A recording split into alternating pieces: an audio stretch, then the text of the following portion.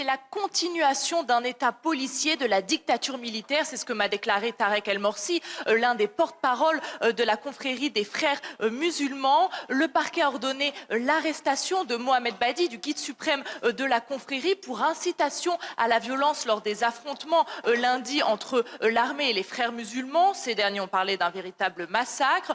D'autres personnalités de la confrérie font l'objet d'un mandat d'arrêt. Certains d'ailleurs se trouvent dans la foule de manifestants pro-Morsi près d'une mosquée au nord de la capitale. Et beaucoup considèrent d'ailleurs que c'est une tactique des autorités pour dissuader les manifestants de se rendre sur le lieu du rassemblement. En tout cas, ils sont nombreux à continuer de réclamer le retour de leur président qu'ils considèrent légitime. Et alors qu'ils sont nombreux à continuer de manifester, eh bien, le ministère des Affaires étrangères a indiqué que Mohamed Morsi se trouvait en lieu sûr et ne faisait pour l'instant l'objet d'aucune poursuite judiciaire.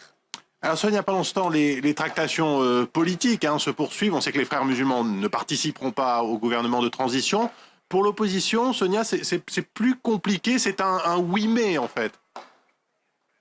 Oui, l'opposition a accepté le plan de transition du président intérimaire, mais avec beaucoup de réserves. Alors, l'un des anciens leaders de la coalition libérale, Mohamed El Baradei, est désormais vice-président de ce gouvernement de transition. C'est un peu un lot de consolation, alors que les salafistes ont refusé qu'il soit nommé Premier ministre. L'opposition libérale a donc décidé de taire ses critiques pour faire avancer le pays, mais elle regrette de ne pas avoir été consultée sur le décret constitutionnel.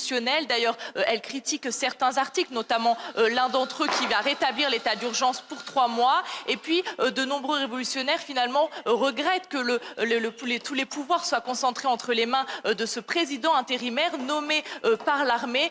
Pour beaucoup, ça pose finalement les bases d'une nouvelle dictature.